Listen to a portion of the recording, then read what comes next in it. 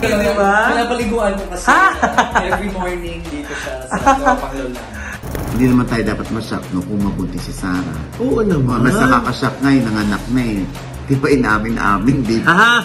Pinariringgan ni Alexa Ilacat si Tuesday Vargas sa kanyang post. Ay naku, Tim, may nakapagsabi nga sa akin, yan si Tuesday Vargas, pangit daw ka, Bandi. Uy, kanina ka pa daan dito. Hindi mo man lang ako batiin. Asa na lang si Mrena? Oo nga, Nay. Asa na nga ba si Mrena? Tinanggal na po. Hello mga ka-update. Ito po ang inyong mga lingkod. Ito ba si Mama Loy? O, sige na, Jen! At ito naman po si Papa O at si OG Diaz. Ano pa nga ba? Ang lagi inyong inihirit sa amin? Ay! I-check ka muna! Dali! Ay, naku, nakakaloka. Bakit daw si Jex laging nasa likod? Kundi naman si Josa. Asa na lang si Mrena? Oo nga, Nay. Asa na nga ba si Mrena? Tinanggal na po. Ang ngipin ni Mrena. Akala ko si Mrena na mismo eh. Hindi, ngipin pa lang muna, inuna. Oo. Saka na yung pagkatao niya. Hindi. Aray ko. Nasamid ako. Hindi kasi, may Part by part. ngipin. Ano ba sunod sa ngipin? Ano sunod mo? Wala. Kilagi. Kilagi. Hindi, si Mrena, may nag-exposure po kasi ng ngipin. Yes! Si Madam Kat Amos ng Sydney, Australia.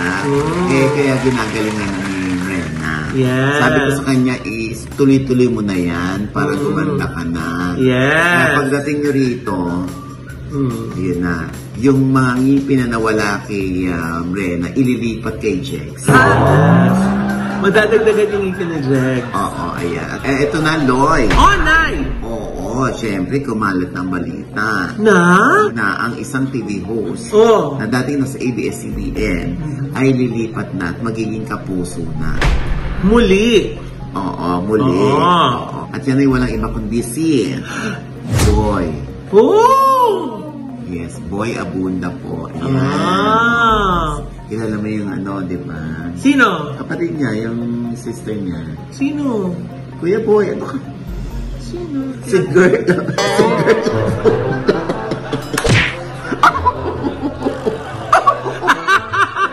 Si Girl ako. Gusto mo yung sister niya, si Girl. Talaga ba? Oo, ano ka ba? Gusto ko, nakakaloka. Baka mamaya yung ano yan. Joke.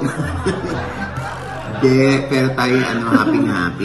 Nakausap ko si Kuya Boy. Anong sabi? Tinanong ko nga siya kung lilipat na sa GMA. Di ba matagal na yung kuro-kuro ng mga Ano ka ba sa atin nagsimula yan? Kaya nga, di ba? Nalilipat si Kuya Boy doon. Oo. Tapos, kinonfirm ba sa'yo ni Tito Boy? Malalaman pa lang dahil magpapaalam daw siya doon. Sorry naano ko tuloy si Kuya Boy pero ayan na, lumalabas na eh. Anong nakalagay doon? Doon sa poster na nakasulat. Ano sabi? Abangan!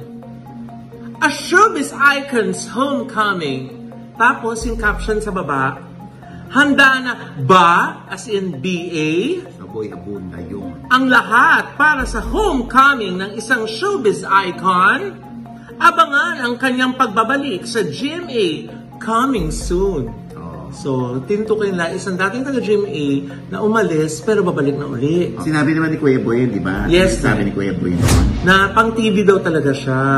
He loves television. Na sinubukan naman daw niya ang social media platform. Pero talagang namimiss niya ang television. Ay, doon naman talaga si Kuya Boy. Parang pareho rin ni Joshua Garcia, di ba? Sabi niya, hindi din para sa akin ang vlogging. Talagang pang-acting ako. Acting na yun yung kanya-kanya naman talaga yan. Dahil si Kuya Boy naman talaga, mas gusto niya siguro yung naiilawan siya, natututukan siya ng camera, nakakakita siya ng production staff. Yun. May mga gano'n, lalo na pagka veterano ka na sa pag-host, diba? Hahanapin ang katawan mo yan. Tama. Kaya okay lang yung kay Kuya Boy. Tsaka tutuloy-tuloy pa rin dapat ni Kuya Boy, yung kanyang vlogging kasi alam mo na. Yes. Oo. Siyempre may mga personalities din na bagay rin na interviewin para dun sa vlog. Tapos sa TV, iba naman. Ano kaya na yung maging project niya sa sa GMA? Siguro teleserye. Hindi na. Ano ba? Siyempre, talk show gaga.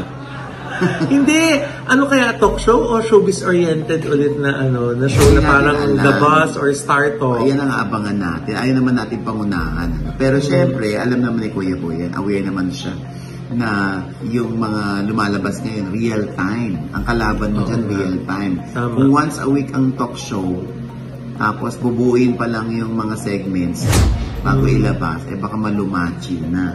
Oo Maluma, nga, no. dahil yun nga, kaya nga kami, di ba, talk show namin to rito sa YouTube, so every other day kami naglalabas.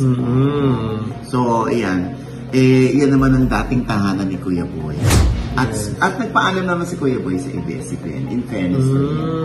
Naku, mahirapan niya si Tito Boy sa paglipat niya sa GMA. Hoy, huwag kang nega. Dati siya dyan galing na, hello. Mahirapan siya ngayon, te. Paano mahihirapan yun? O sige nga, paano kung nag-guest sa kanya si Rita Daniela, Oh, si Kaylin Alcantara, oh, at higit sa lahat, te, oh. si Jack Roberto. Oh. Ano itatanong niya? Sige nga. Alam mo, Di ba? Ano itatanong niya? siyempre, mag-research. Oo nga. Gano'n naman ang nag-i-interview, tangi. Mahirapan siya dyan. Ano ka ba? Mahirapan siya. At saka sa pag-stay niya dyan at habang tumatagal siya, makikilala niya na rin lahat yun, Jegs. Ito naman. Pero ano nga itatanong niya, te? Huwag mong pangunahan nga kasi. Oo. Makikilala rin ni Kuya Boy yan lahat. Oo. Gano'n naman, kahit naman tayo, hindi naman natin lahat kilala, di Oo ba? nga. Tapos, hindi natin pwedeng isisinusinuhin lang yan. Correct. Kasi pag sumikat yan, paano na? Oh. Ayan yung At saka sinisino yun nung araw, At saka sikat sila, no? Di ba? Di ba? Oo. Kaya mahirap magtaray, checks, no? Huwag mo silang pinariringgan na ganyan. Oo. Paano pag nasalubong ka? Sino po kayo? Gaganunin ko. Oo nga. Papakilala ko. Papakilala ko. Ito po Gcash ko. Makikilala na nila ako for Sa'yo. sure. O, basta good Alam luck, agad Kuya nila. Boy, ha? Yes, Tita Boy! Yeah, more power. Tsaka ano, no? Very, very talented si Kuya Boy. Malay mo yan, no? Jex, kaharap mo ang salamin. Gusto mong basagin ko sa mukha.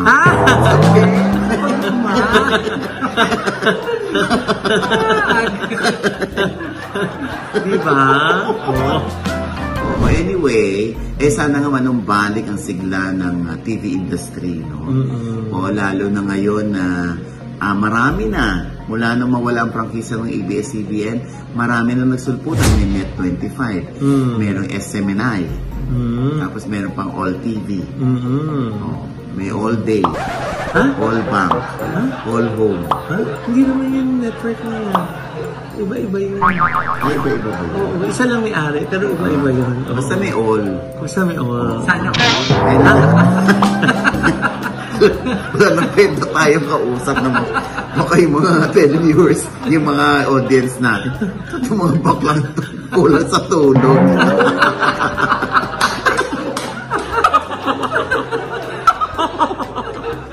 Gusto. Anyway, ayan. Oy, naku, nakakaloka naman ito. Oh, ano to? Nakagising ba dun sa sunod na balita? Hindi, di ba? Si Oo. Kuya Boy nandun na sa GMA. Yes, Nay. Oo, nagbabalik naman sa ASA, sa AFP atin ito. Si Miss Sarah Heron. Yay!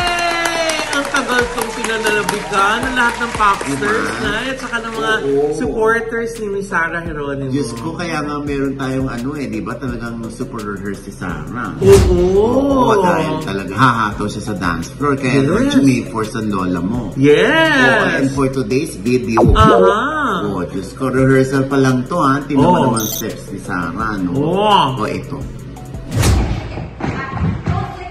Click at the back. Pasok mo nga lang. Set, 2, 3, 4. 2, 2. Okay? 1, 1, 2, 3, 4, 2, 2. Yes! Tap, tap. Tapos, nagkaroon ng konting pull up. Okay? Yan. Pero it's like, lady boss. Okay? Ready? 1,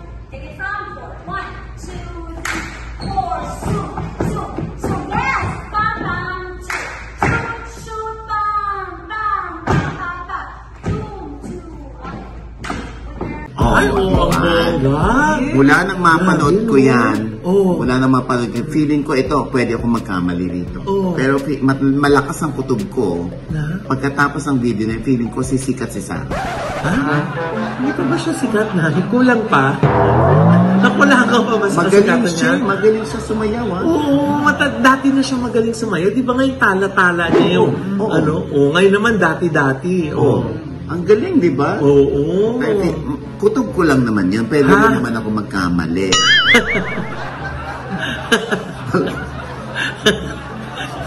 Sabihin na naman nila, kulang sa tulog. Sa tutulog ko. Kasi, ganyan talaga pag kulang sa tulog, wait ko yata na tayo, na-stress na naman kumaga. Charot. O anyway, ayan. Pero tayo natutuwa sa pagbabalik ni Sarah. Yes. At isa rin itong, siguro, binabalikan ni Sarah yung alam niya nakakapagpasaya ng puso niya. Yes. At yun ang pag-awit at pagsayaw, di ba? Yes. So sa mga nagtatanong bakit hindi pa buntis si Sarah, di ba? Siguro baka binibigay mo na ni Mateo sa kanya, sige lang darling, doon ka lang muna sa iyong happiness. Support lang ako dito. Di ba? Bigay natin sa kanila yon. Yung anak, hindi naman tayo dapat ma-shock kung mabuntis si Sarah. Oo naman. Mas nakaka-shock nga yung nanganak na eh. Di ba inamin-amin, di ba? Di ba makaamin-amin, di ba? Ano ba? Sige po. Baka magpa-picture din yan doon sa office. Di ba? Oh. Tayo excited tayong mabalitaan na si Sarah. One day, buntis na. Diba? Yes. Oo, di ba? Kasabay ng excitement natin na sana yung iba na nanganak na, sana umamin na. Ay, sino ba? Sino sa kanila? Ewan ko, sabi kasi si Raulo. Ganun ba? Sige. Anyway, ayan. Good luck, Sarah, sa iyong pagbabalik. Yes! Diba? At siyempre, tayo ituwan-tuwa. Tuwan-tuwa din sila yung mga host na, yung mga iba pang host ng ASAP. Sobra din silang happy, di ba? Hindi na nga nila napigil. Siguro hindi pa pwedeng i-post, pero na-post na nila di ba? Oo, Sarah yan, Nakita kami ni Sarah dun sa sa huling araw ng burol ng mami ni Eric Santos. Na napakasimple ng get-up. Parang hindi siya artista, kundi siya isang kaibigan na nakikiramay. Kasama si Mateo na unang bumati sa akin. Di ba? At si Eric Santos bumalik na rin ng asa. Matapos ma-cremate ang kanyang mother, ayun nga, magbabalik na naman sa pag-awit si Eric. Aba, ito rin, bumalik na rin. Ay! Oo! Hindi sa may... Ano paano na nag-lock? Bumalik na rin si Billy Crawford. Yes! Welcome back, Daddy Bill! Alam ko, Loy, si Billy ang kaharap mo dun sa Marites. Ay, oo! Nag-guest ko ako dyan. Siyempre, alam ng lahat kung gaano kalalim ang friendship ni Billy at ni Vong. Yes, nice. Diba? May mga segment pa sila dati sa It's Showtime na nandun pa si Billy na si Billy, Bong, Billy, Bong, Billy, Bong, gano'n. Yes, yung sumasayo silang gano'n, di ba? Uy, anong reaction ni Billy nung Ay, nakalabas na si Bong? Eto na nga, so syempre mainit yung pag-welcome sa kanya nung tropang LOL, di ba? So, ginrab ko na yung opportunity na makausap siya. So, talagang dinala pa ako ni Billy dun sa dressing room niya para dun kami mag-usap. At eto na yung sabi niya. Billy, congratulations again for winning! Thank you so much. Dancing with the Stars ka. Ayan. So nung mula nung nakabalik ka ba, nakapahinga na ka na after nung competition? Kulang pa? Kulang pa. Diretso sa trabaho? Diretso sa trabaho. Marami nagtatanong kasi nabanggit mo doon sa isang interview na parang okay kayo doon sa France. So, kino-consider mo ba siya na gusto niya rin mag-home base doon? If the chance is given para sa aming pamilya, bakit hindi pa balik-balik if possible, di ba? Pero it really depends on work. It really depends kung ano ba i-offer sa akin, if ever. Bahala na lang ang Panginoon. Yun na lang ang talagang kinakapitan namin pamilya. Bahala siya mag-decide para sa amin.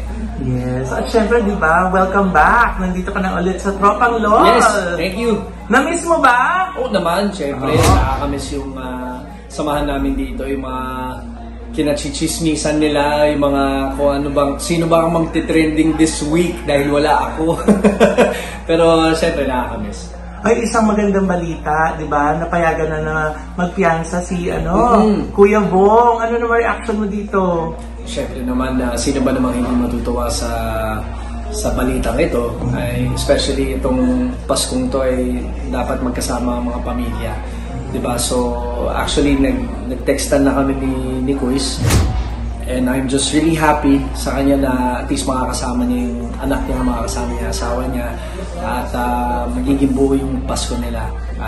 Naging malungkot sa buong industriya at sa buong sa Pilipinas actually nung naikulong siya, pero at the end of the day sana ma-resolve ng tama at sana at ipagdasal pa rin natin si Bong kasi medyo mahaba-haba pa rin ang pagdadaanan niya, and syempre legal matters na to, syempre hindi tayo pwede makisaw-saw lang. So kung ako lang natutuwa ako dahil sa kaibigan ko na nakabalik siya sa pamilya niya ngayon Pasko. Yes, your message to your fans. Thank you. Salamat guys sa pagsuporta sa akin, sa lahat ng tumutok kahit mahirap kumuha ng mga impormasyon doon sa ibang bansa, pero tsinagaan niyo pa rin. Thank you so much, mahal kong Pilipinas, at sana mabigyan pa rin tayo ng pagkakataon na ipagmalaki ang bansa natin sa ibang bansa. So, God bless everybody and have a Merry Christmas. Yes, nakita ko yung trophy mo. Nandito lang sa banyo, di ba? Flex naman natin yung trophy. Dito lang, di ba? Pinapaliguan ko kasi every morning dito sa Tropang LOL. Again, congratulations. Thank you, Billy. Thanks, guys. Thank you. Congrats din sa inyo. Thank you. Yun. Oy, naku, congratulations, Billy. Yes! Sa iyong pagkapanalo. Diba? Dala pa talaga niya yung trophy niya para Diba? ipakita dun sa mga mga co-host niya, di ba? First day niya noon, ulit. Yes! So ito na naman, Doy, no? Tingnan mo naman, at syempre siya ay tuwan-tuwa sa paglabas ni Bong. Yes. Oo. Yung iba na ang feeling nila kukunin ng France si Billy. Yes! Sabi nga niya, depende sa mga opportunities, di ba? Hindi naman niya sinasara yung pinto kung magkakaroon siya ng project sa France at saka sa Pilipinas. Pero kung papipiliin siya, sana pwede daw siyang magtalon-talon dahil syempre ayaw niyang may maiwan, di ba? Correct. Oo, ayan. Congrats again, Billy! Yes! At ito na yun. Yes, nice. Ngayon parang tatalakan pa rin to si Tuesday Vargas saka si Alexa. Ay, oo nga. Kasi Diba? nga nung nag-grant itong si Tuesday Vargas na parang blind item yung dating, di ba? Dahil sinabi nga niya na parang may mga bagets na parang hindi siya pinansin. Parang binati niya na pero dinaanan lang siya. Parang gano'n yung kwento. Tapos nauna na nga daw sa program, di ba? Parang walang courtesya na na magbigay pugay, syempre, di ba? Or i-acknowledge man lang yung presence niya doon. Dahil, syempre, colleagues, di ba? Tapos kayong performer para dun sa event, di ba? So, yun nga, eto na. Yung RM nung mga bagets. Si Alexa saka si KB Estrada. Yes, nice. So, yung RM nila, nag-apologize kay kay Miss Tuesday. Hindi pa ba natapos doon sa apology? Ngayon nga, kasi syempre yung iba, nung lumabas na si Alexa at saka si KD, siguro yung ibang fans or yung ibang mga netizens, ang nangyari ngayon, binabash si Tuesday na grabe naman, parang big deal, parang gano'n. Yung iba sinasabi na baka hindi rin daw masisi yung mga bagets dahil baka hindi kilala si Miss Tuesday, di ba? Teka, Mama Loy. Ba't di nila makikilala si Tuesday? Lagi nila papanood sa live selling niya sa Facebook. Kailangan talaga. Yun? Criteria for judging. Dapat panoorin sa live selling. Baka hindi sila subscriber ni Miss Tuesday kaya hindi nila alam pag nagla-live sell. Pero yun nga, ang point naman doon Miss Tuesday, kung bakit niya ni-rant sa sarili niya namang wall. Number one, syempre karapatan niya yon dahil wall niya yon. Number two, ang point niya is kaya niya kinukall yung attention para matuto, di ba? Meron tayong room for improvement. Pag walang magko-call out sa atin, hindi natin malalaman kung ano yung mali natin. Parang yun lang naman daw yung ginagawa niya. Kaso nga lang, hindi natin maiwasan. Siyempre, ibang mga fans, di ba, na parang feeling nila, parang personal yung attack ni Tuesday kay, KD tsaka kay Alexa. Ano sa tingin mo, Nay? O yan, manager ka sa ganyang mga issue. Pag nag-rant ka ba, ibig sabihin, sinisiraan mo na yung hindi naman nga niya pinangalanan nung una. Ba't nalaman na sila KD at si Alexa? Kasi nga na yung inako nung RM, nag-apologize. Kaso Nay, eto na. Umiinit yung eksena. Papunta sa exciting part. Dahil nag-post itong si Alexa Ilacan ng tila parinig. Tila syempre kasi may issue ngayon, di ba? No, sabi niya ganun sa post niya. Isang magandang picture niya. Eto yung caption na nasisulat. Basa. Kung may problema ka sa akin, grabe! Ang ganda naman ng problema mo, Char. Ay! Ayan. So, anong gusto mong sabihin? Pinariringgan ba niya si Tuesday? Yun ang basa nung mga netizens. Marami yung nagsasabi, pinariringgan ni Alexa Ilacat si Tuesday Vargas sa kanyang post. Na ako ba problema mo? Ang ganda naman ang problema mo, Tuesday. Parang ganon. Pero syempre, si Alexa lang makakapagsabi niyan kung si Tuesday nga ang kanyang tinutukoy dyan. Hindi naman natin alam baka si Wednesday or si Thursday or si Friday. Diba? Isang barkada pa naman sila. 7 barkada sila. Diba? Isang grupo. Diba? So, hindi natin alam, no? Anyway, nag-apologize naman yata itong mga bata, Yung RM, hindi yung mga bata. Oo. So, pero on minsan behalf kasi, siguro. minsan talaga naiinsulto yung mga senior stars. Pag yung mga bata, dinadaanan lang talaga sila. Kasi, it happened to me also. Yes. So, yung bata talagang hindi ko napigilan. No? Tinawag ko siya. Sabi ko, uy, kanina ka pa daan dito. Hindi mo man lang ako batiin. Pati yung EP, EP mo to. Sabi ko sa kanya, sorry po, nahihiya po ako. Sana pala lumapit ka tapos sasabihin mo, nahihiya po ako Di kami nagpakilala sa'yo, di ba? Kaya lang daan ka ng daan dito ganyan. Kaya mula noon, nung pinangaralan ko yung bata, bumabati na siya kahit kanino. Siguro ganun lang ang approach, no? Dapat siguro, katulad yan, pinersonal ko yung hindi ko na sinabi pa, o hindi ko na sinulat pa. Dinerecho ko na. O di okay kami ngayon, magkaibigan kami. Diba? So kung, ewan ko, kung naging ganun din yung atake ni Tuesday, kung dumaan na pala sa harap mo at hindi ka pinapansin, sana sinitanan niya. Para doon pa lang, nagkaayos na sila, di ba? O hindi, syempre, minsan yung iba, mabubuisit na, ano ba tong si Ma'am Tuesday Vargas? Nagpo-post pa ng ganun, nagkita naman na kami, dapat personal na lang kami yung sinabihan, hindi yung dinaampas sa social media. Pwedeng ganun na sabihin ni Alexa at ni Katie, di ba? Kaya lang parinig. Siyempre, sabi naman ni Tuesday, nung baguhan pa lang siya, sinapit din naman niya yung nangyari din sa kanya yun, yung kinall out din siya ng senior stars. Na hindi siya bumabati, ganyan. Ay naku, Tim, may nakapagsabi nga sa akin, si Tuesday Vargas, pangit daw ka bandi. Siyempre, ano na naman yan, pangit? Bakit? Ano na naman yan? Kasi nga daw sa set minsan, nagtatawanan na lahat, siya hindi, nakasimango. Totoo ba yan? Oo, nasasabihin pa daw niya, tawagin niyo na lang ako pag ako nakukunan Ay, ganda. Kay Jex po yan, guys. Source ko. Basta, siguro rin to, parang lesson learned para sa lahat ng mga baguhang artista na importante ang pagbate. Oo. Yan ang number one na tinuturo ni Nanay sa lahat ng mga gustong maging artista. Yung gusto pa lang hindi pa yung artista na. Yes. Even din sa mga bagong artista na ngayon nga, sabi niya na kailangan i-call yung attention with regards to courtesy, di ba? Taig, di ba? Diyan nga Yan nga yung si Dina Bonnevie tsaka si Alex Gonzaga. Di ba, nagparinigan sila, sabi ni Dina Bonnevie, meron daw parang nabwisit siya sa isang katrabaho niya na isang feeling sikat daw.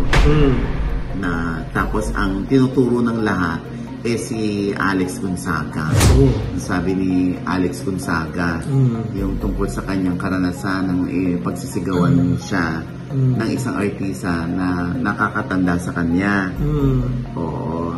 Tapos, nung ikwento daw, nung artistang ito, yung pangyayari, ay siya pa raw ang naging masama. Sabi ni Alex. Sabi daw nung artista na mataray. Who do you think you are? Are you famous? Are you somebody? Excuse me, you can't even cry. Sumbong daw niya ako sa mami niya. Yung sinabi ni Miss Dina, di ba? Diba? Kakaloka? Diba? Ay, naku.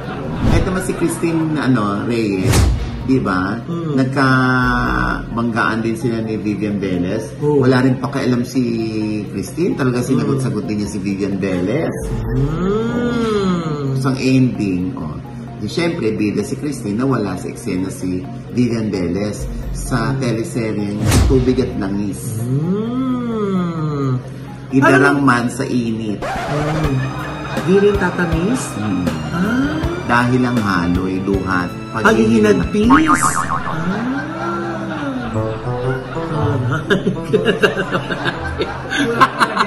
Kulang na naman tayo sa tulog. Nakalimutan natin yung tono.